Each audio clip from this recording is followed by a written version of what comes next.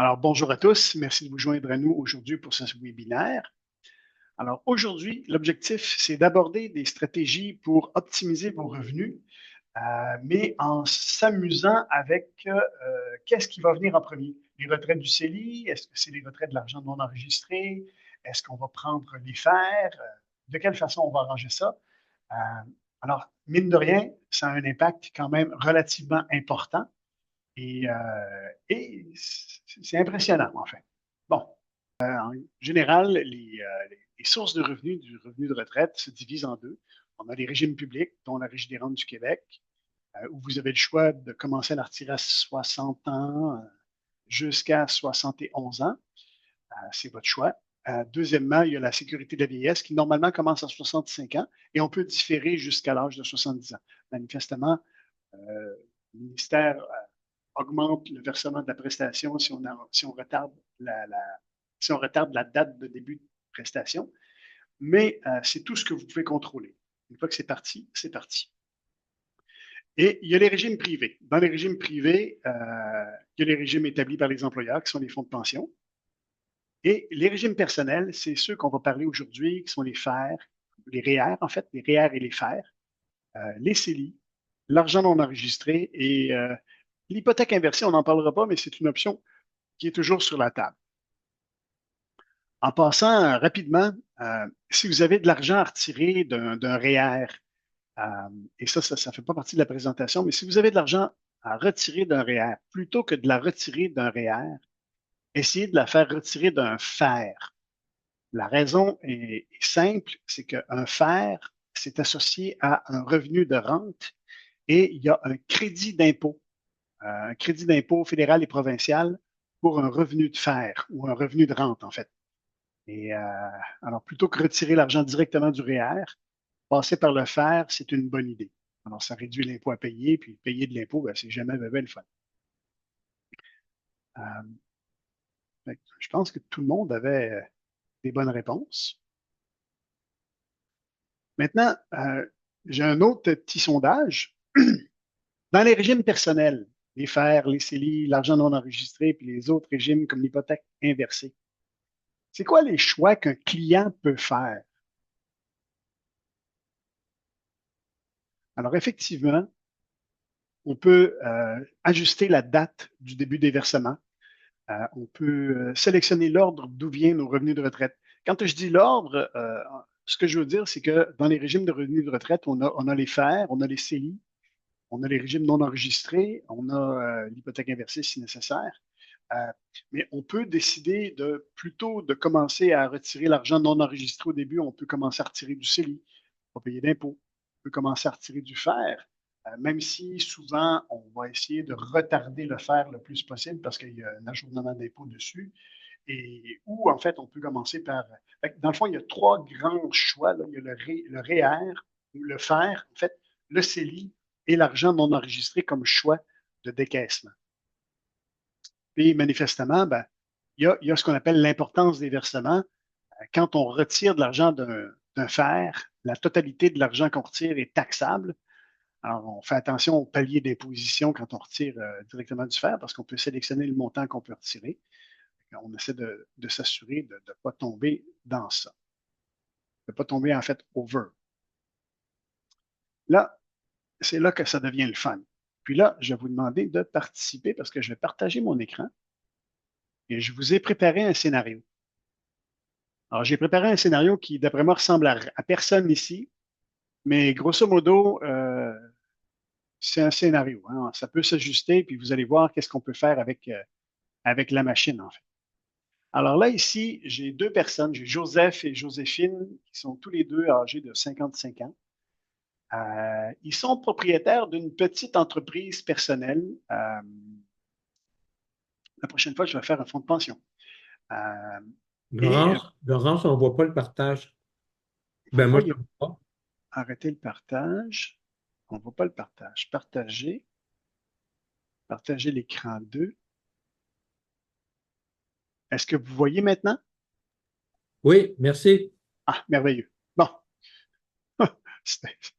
Merci de l'information. Ça aurait été pas mal plate pour vous autres. Fait que là, j'ai Joseph et Joséphine.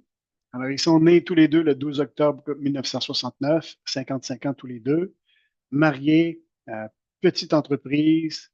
Euh, Joseph a des droits inutilisés de REER à 125 000, droits inutilisés de CELI à 70 000. Pour ce qui est de Joséphine, elle a 85 000 qu'elle peut prendre de REER, 70 000 aussi dans ses CELI. Et la dernière mise à jour, ça nous vient de son dernier rapport d'impôt, en fait, l'avis de cotisation qu'on a vérifié le 1er octobre dernier. Alors, si on fait un genre de petit survol, Joseph a réussi à accumuler jusqu'à date 400 000 dans son REER.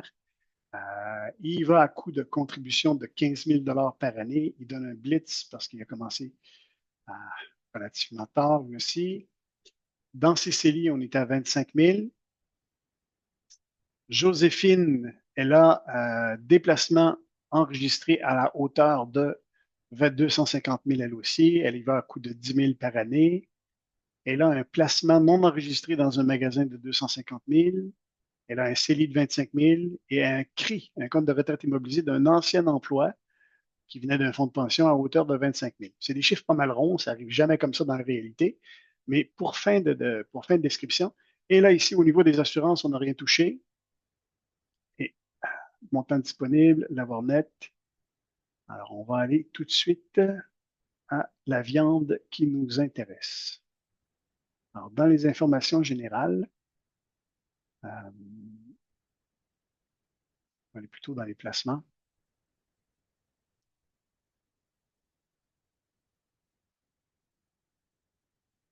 Dans les placements, ce qu'on a donné comme indication, c'est que jusqu'à l'âge de la retraite, la croissance des placements serait de 6 et après la retraite, la croissance serait à 3,5 et pour, on a le CELI, on a le magasin. Le magasin, je pense qu'on le vend. Ouais, à partir de 2029, on vend le magasin et on encaisse. Est-ce qu'on a d'autres choses? Non. Bilan financier, on va probablement aller voir la résidence principale. Ouais, on a une résidence principale à 900 000. On a une résidence secondaire qui peut être liquidable au décès, qui vaut à peu près 500 000. Et on a l'entreprise de M. Untel qui, lui, vaut 1 500 000. Et Madame a aussi une participation dans l'entreprise. Maintenant, dans les placements non enregistrés, on n'en a pas. Et les placements enregistrés, ben, on a fait le tour tout à l'heure. OK. Maintenant, dans les flux monétaires. Dans les flux monétaires, on voit maintenant que monsieur et madame ont décidé de prendre leur retraite à 65 ans tous les deux. Leur espérance de vie, en fait, pour monsieur, c'est 94 ans. Pour madame, c'est 96 ans. C'est un peu sexiste, mais bon, c'est la vie. Le salaire annuel, 175, 125. Les autres revenus, on n'en a pas d'autres. Il n'y a pas de revenus comme pension alimentaire ou rente qui viendrait d'un autre pays ou ainsi de suite. Là. Prestations de sécurité de la vieillesse, je n'ai pas joué là-dedans, mais sachez que ce que vous allez voir tout à l'heure sur Excel, on peut s'amuser à faire des modifications là-dedans et à trimer tout ça pour que ça ressemble vraiment, vraiment à ce qu'on veut recevoir. Les cotisations. Alors là, ici, on a des cotisations qu'on continue à faire jusqu'à ce que la retraite commence. Ici, on a des dépenses annuelles. Ce qu'on a fait, c'est qu'on a estimé les dépenses annuelles à un calcul de 70 %. C'est-à-dire qu'à la retraite, 70 % du revenu de monsieur, 70 % du revenu de madame. Et on n'a pas d'autres montants disponibles. On n'a pas de fonds de pension d'entreprise ou de gouvernement. Et on n'a pas non plus de retrait planifié. Un retrait planifié, ça pourrait être, je ne sais pas, moi j'achète une roulotte ou un Winnebago ou un fifth wheel pour aller faire le tour du Canada. Puis bon, je pense le revendre en revenant. J'aurais pu faire un retrait planifié ici et puis refaire un encaissement 6 mois plus tard au retour. Là. ou des choses comme ça. En fait, on voit que c'est très, très personnalisable. C'est pour ça que ça s'adresse. C'est pour ça qu'on ne peut pas répondre à toutes les questions en faisant ça comme ça ici. Alors là, maintenant, allons directement dans les analyses. Bon, alors, scénario sans rien faire. Alors, le statu quo, monsieur 65 ans, madame 65 ans, la même espérance de vie, la demande de prestation de sécurité de la vieillesse et de Régie des rentes du Québec, conversion des REER en fer à l'âge de 71 ans, qui est la date limite. Mais sachez qu'on peut convertir un REER en fer dès l'âge de 16 ans. Alors, si vous avez 16 ans, on pourrait théoriquement convertir. En fait, la situation s'applique si vous avez des petits-enfants. Si vous avez des petits-enfants qui sont d'âge mineur, on pourrait théoriquement transférer les fers à eux et chaque année, jusqu'à l'âge de maturité, ils pourraient retirer un pourcentage à chaque année de ces fers-là. Alors, c'est la seule. C'est transférer l'argent d'un fer à un enfant mineur, c'est une option qui est intéressante du point de vue fiscal. Mais bon, ça ne s'adresse pas à tout le monde encore. Maintenant, l'objectif de retraite, on a chiffré ça à 70 du net, c'est-à-dire 141 628. Et pendant 10 ans, c'est-à-dire de 65 à 75.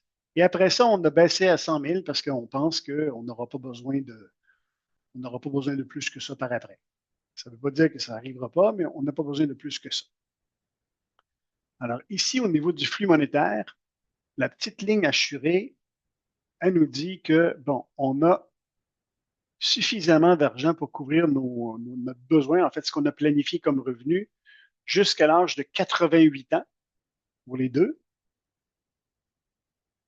Mais à partir de 89 ans, on en manque un peu. Beaucoup de gens vont me dire, ben, à 89 ans, on est quand même assez vieux, là. Et vous avez parfaitement raison. Mais en fait, c'est toujours mieux de savoir avant qu'après. Alors, le petit chiffrier, ce qu'il nous permet de faire. Et ici, il nous permet de dire que, bon, on a un déficit de 283 891. Maintenant, si je m'en vais dans les sources de revenus, on voit à chaque année la composition du revenu de retraite. Alors là, on a le salaire, on a la prestation de sécurité de la vieillesse qui commence en partie d'année à l'âge de 65 ans. On a la Régie des rentes qui commence aussi. Et on a les retraites qui vont provenir des différents régimes. Dans ce cas-là, ici, les retraits proviennent en premier de l'argent non enregistré, en deuxième des REER, en deuxième des CELI et en troisième des REER. Et là, on voit ici l'argent, toutes les retraites qui sont décortiquées. Encore, comme je vous dis, l'excédent de la pointe assurée, c'est un surplus de budget que le client pourrait cotiser, mais qui est actuellement pas cotisé. Puis de toute façon, il fait plus d'argent jusqu'à l'âge de 88 ans, comme on disait tantôt. Alors, ici, ce que j'ai fait 3 scénarios. Alors, dans le premier scénario, on a la cotisation des surplus et on commence par retirer l'argent non enregistré, ensuite le CELI, ensuite le fer. Et là, j'arrive au problème majeur, là. Toutes les fois qu'on présente ça dans des scénarios comme ça, et on voit des belles colonnes, c'est absolument impossible c'est absolument impossible de pouvoir distinguer lequel est le mieux. OK? C'est l'évolution des placements, tenir ça en compte. Alors, ce que je fais, habituellement, en fait, je fais un tableau Excel. Un tableau Excel qui va venir me dire, en fait, qui va venir mettre mes trois scénarios plus mon statu quo, un à côté de l'autre. Vous voyez bien le tableau Excel? Parfait. On va essayer de le grossir un peu pour qu'il prenne au moins la grandeur de l'écran parce que je pense qu'il y a des gens qui sont sur des tablettes. OK. Alors, ce qui est le fun, et ça n'arrive pas très souvent, c'est que même dans le statu quo, on ne manque pas vraiment d'argent. On manque juste d'argent à partir de l'âge de 88 ans. Et là, ici, je l'ai illustré en rouge. OK? Mais pour ce qui est de. Mais à part ça, on manque d'argent nulle part. Et là, on peut voir les revenus bruts. Et ça ici, c'est les revenus bruts cumulatifs. Si on faisait une comparaison, on se rendrait compte que... Et puis là, si on fait une comparaison, on va se rendre compte que certains sont plus élevés que d'autres à même date, mais la différence, c'est que l'argent provient d'argent non enregistré ou enregistré. Ça fait en sorte que le revenu brut est plus élevé ou moins élevé, mais le revenu net est exactement le même. Alors, ce qu'on va faire, c'est qu'on va masquer nos bonnes nouvelles. On a suffisamment d'argent pour toute la retraite.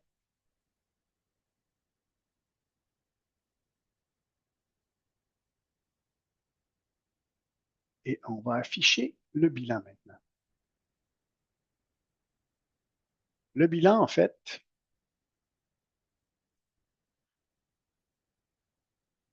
on va ajuster un petit peu, là. OK, on a tout ce qu'il faut. Le bilan, c'est que en fonction de d'où vient l'argent, ça va avoir un impact sur le solde des comptes et probablement sur ce qui va pouvoir être transféré soit à mon conjoint, soit à mes enfants. Et, ben, ça peut avoir un impact quand même pas mal important. Alors ici, le statu quo, bon, on voit que avec les années, on vide le fer, le compte de retraite immobilisé. Le compte de retraite immobilisé est vidé. Le CELI, finalement, il est vidé. Et l'argent non enregistré, elle est vidée aussi, de sorte qu'à 70 ans, parce qu'on a pris notre retraite à 65, alors entre 65 et 70 ans, on a réussi à tout vider les comptes, sauf le REER, ou le fer, en fait, qui, lui, on va commencer à le retirer tranquillement. Et puis là, ben, finalement, à l'âge de 88 ans, on n'a plus de sous. Dans le cas du scénario où est-ce qu'on déciderait de retirer l'argent du compte non enregistré en premier, après ça, c'est le CELI, et après ça, c'est le fer. Soit dit en passant, ce scénario-là, c'est le scénario préféré de l'Institut canadien de la planification financière, l'IQPF, l'Institut québécois de la planification financière. Alors, par défaut, c'est celui-là. Alors, ce qu'on va voir ici, c'est que, bon, alors, on voit que notre CRI, c'est exactement le même scénario que celui-là ici. Les retraites CELI, à peu de choses près, c'est exactement le même scénario que notre scénario par défaut. L'argent non enregistré, comme c'est la première source de revenus, c'est la première source de revenus ici. Il n'y aura absolument presque pas de différence. Ce qu'on va voir, par exemple, c'est que, oups, on voit qu'on a des surplus et les surplus, on va les cotiser dans le CELI. Alors, c'est intéressant de voir ça. On a l'apparition d'un compte de CELI. Et on se rend compte aussi que, bon, le fer diminue passablement moins rapidement. De sorte que, disons ici, disons qu'à l'âge de 80 ans, ce serait ici, excusez-moi, j'ai mes yeux qui farfouillent là. Alors, en valeur successorale, on aurait à peu près 50 de ça, ce qui veut dire à peu près 800 000. Maintenant, la question c'est, bon, OK, ça c'est bon, mais est-ce que c'est mieux qu'un autre scénario? Alors là, on essaye de faire en sorte, là, on va essayer de retirer l'argent en premier du CELI. L'argent en CELI, c'est non enregistré, ça veut dire que la totalité de ce qu'on va retirer va être sans impôt. Ensuite, le non enregistré, ensuite le fer. Alors, on y va comme ça. Le CRI, il est à zéro à partir de 70 ans. Le CELI, on retire en premier. On se rend compte que, bon, à partir de l'âge de 65 ans qui est ici, 76, et ici on avait 90, 46, 93. Alors on voit bien que les retraites CELI grugent le revenu. Mais le solde de mon compte non enregistré, c'est la place où il est le plus haut. Alors c'est ici, là, dans ces années-là. Alors le scénario où est-ce que j'aurais le CELI en premier puis l'argent non enregistré en deuxième, c'est le scénario où mon solde d'argent non enregistré serait le plus élevé. Et dans ce scénario-là, comme le fer, c'est la dernière place où je pige mon revenu de retraite, c'est mon fer qui a une valeur le plus élevée jusqu'à la fin, en fait jusqu'à l'âge de 91 ans.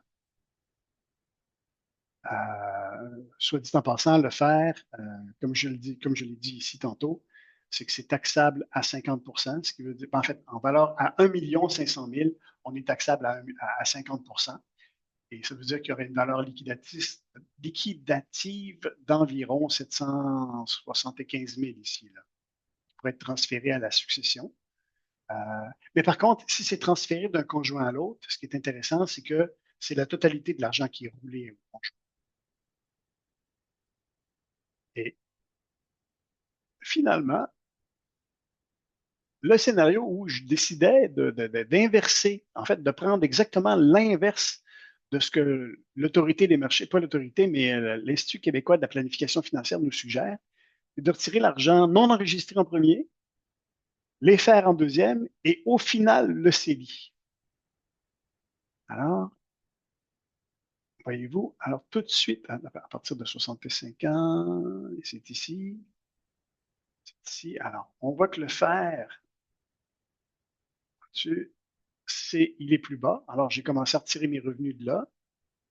Mon compte de CRI, ben là, il continue, hein, parce que je commence à retirer de l'argent de mes fers. Et mon compte de CELI, lui, bon, alors, il vient toucher des sommets. Et l'avantage, tiens, on va prendre une date ici, juste pour le fun ici, elle a 71 ans. Disons qu'à 71 ans, on faisait une comparaison à savoir c'est laquelle la plus avantageuse. Alors, ici, on peut transférer 2 200 000 à notre conjoint, mais s'il y a un décès, on transfère 1 100 000 à la succession. Ici, on a 2 300 000 qu'on pourrait transférer à notre conjoint, mais 1 150 000 qui serait à notre succession ou à nos enfants.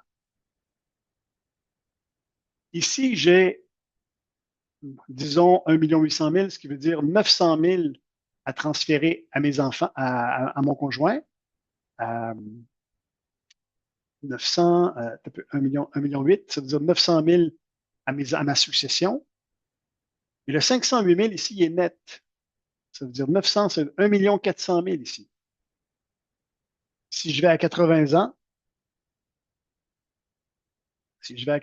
ans, ici, j'arrive à, bon, rough, j'arrive à, disons, 600 000, 1 100 000 de transfert à ma succession. 1 100 000 plutôt que 800 000 ici, 800 000 là. Et en fait, ce serait 450 000 ici. Donc, le scénario où je retirerais l'argent non enregistré, le fer et en dernier lieu le CELI a une particularité, c'est qu'il avantage la succession. Si on a des enfants ou si on a des petits-enfants ou si on a quelque chose à léguer, c'est ce qui est ressorti des analyses et j'ai trouvé ça pas mal intéressant. Pourquoi c'est important en fait, même de faire l'exercice de 1, 2, 3, 4 scénarios, ben, ça permet c'est s'assurer qu'on maximise ses revenus pour la retraite et c'est s'en assurer de façon pas sur une intuition, mais sur des chiffres réels, basés sur des projections qui sont tangibles. On s'assure aussi de minimiser nos impôts. Euh, Mine de rien, je ne sais pas si vous vous en êtes rendu compte, mais le ministère du Revenu, dans une succession, il s'invite pour 50 des gains souvent. Et, si on a 2 enfants, ben, chacun de nos 2 enfants va retirer moins que le ministère du Revenu. C'est un peu choquant. C'est quand même la réalité. Ça nous permet de préserver nos économies le plus longtemps possible. Et quand on préserve nos économies personnelles, ben, on conserve de la flexibilité, transmettre un héritage et conserver une tranquillité d'esprit.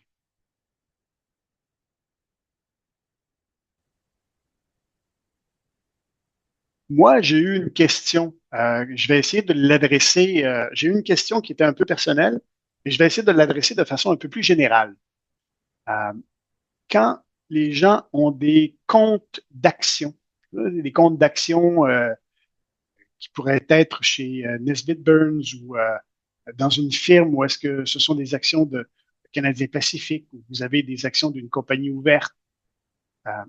Ce qu'on va faire, c'est que dans le attendre un petit peu. Dans la collecte des renseignements, au niveau des placements, on va venir intégrer les placements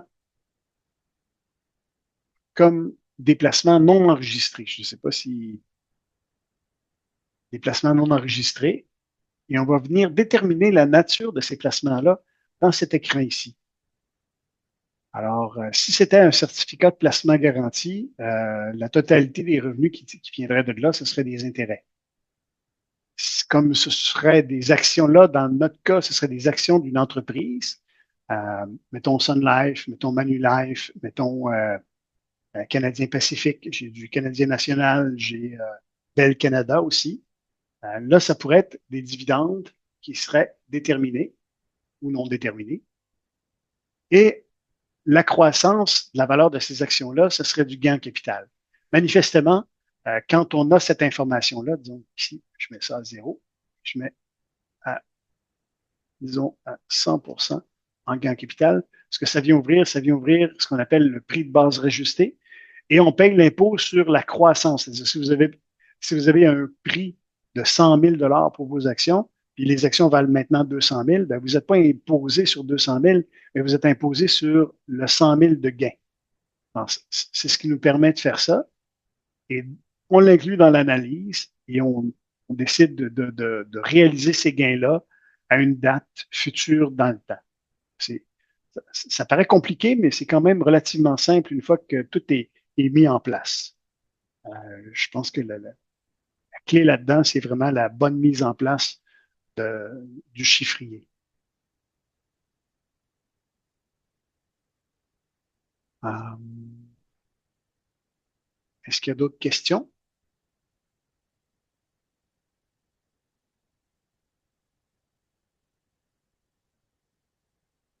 Alors, j'ai une question ici qui dit, est-ce que l'outil que j'utilise pour faire la collecte de données scénario peut aussi servir pour ceux qui ont un fonds de pension du gouvernement comme les enseignants? Eh bien, tabarnouche.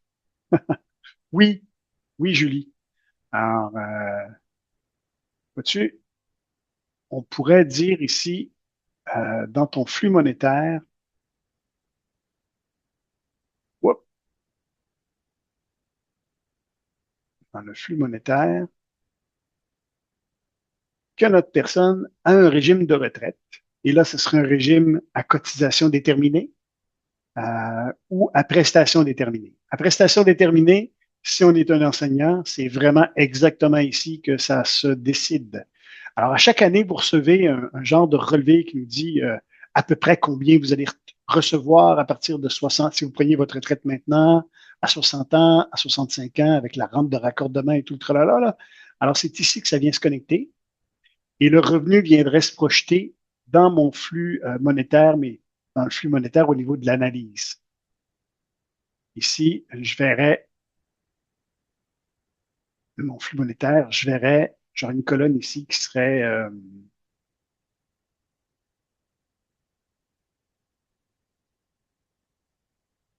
on ne le verra probablement pas parce que je n'en ai pas mis là. Non, il serait ici, régime de retraite. Dans la colonne régime de retraite, je verrais un revenu qui viendrait d'un régime de retraite.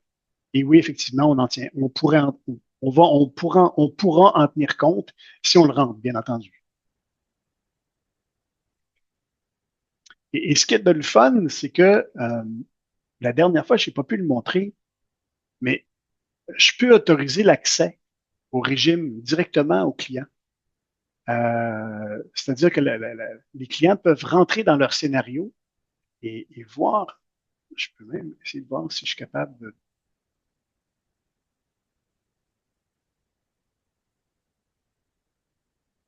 Je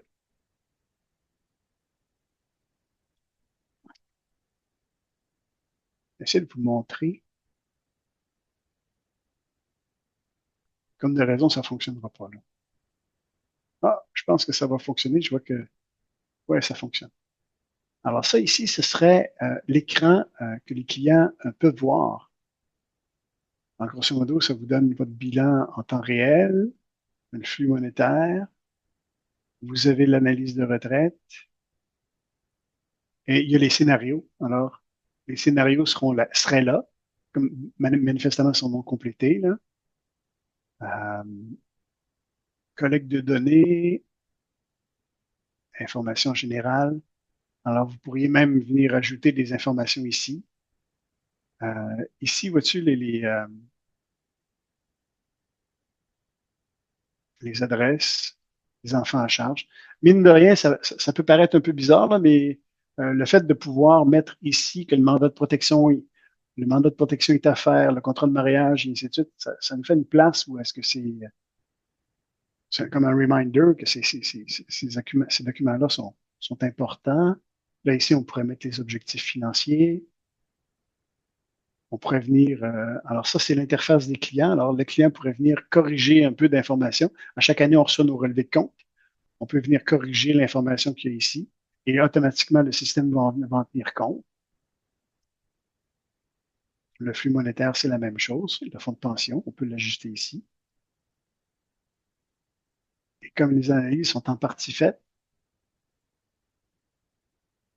ça donne accès à l'analyse, la source des revenus prévus, l'évolution des placements. Et puis, vous avez même les scénarios qui sont disponibles ici. C'est sûr que là, les scénarios, on ne peut pas donner accès aux scénarios comme ça pour l'édition, mais un courriel pour éditer puis corriger, là, ça fait la job. Le scénario 3, ce serait celui qu'on avait trouvé qui était le plus rentable pour la succession. Évolution des placements. On voit ici que le CELI est quand même pas mal gros jusqu'à la fin. Mm-hmm.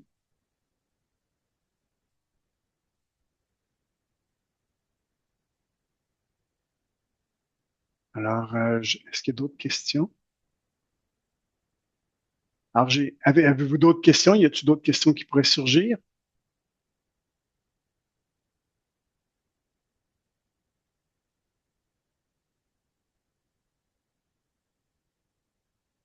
Ouais, je pense qu'il y en a une par courriel. OK. Alors, ben, je vous remercie de votre présence. Si vous avez quoi que ce soit d'autre, n'hésitez pas à communiquer avec moi par courriel. À la fin de la présentation, dans l'heure qui va suivre, vous allez recevoir un petit courriel avec probablement le résumé de ce qui s'est passé, puis un accès aux vidéos de la reprise qui va être disponible dans les prochaines heures aussi. Alors, sur ces mots, je vous remercie de votre présence et je vous dis à une prochaine. Au revoir.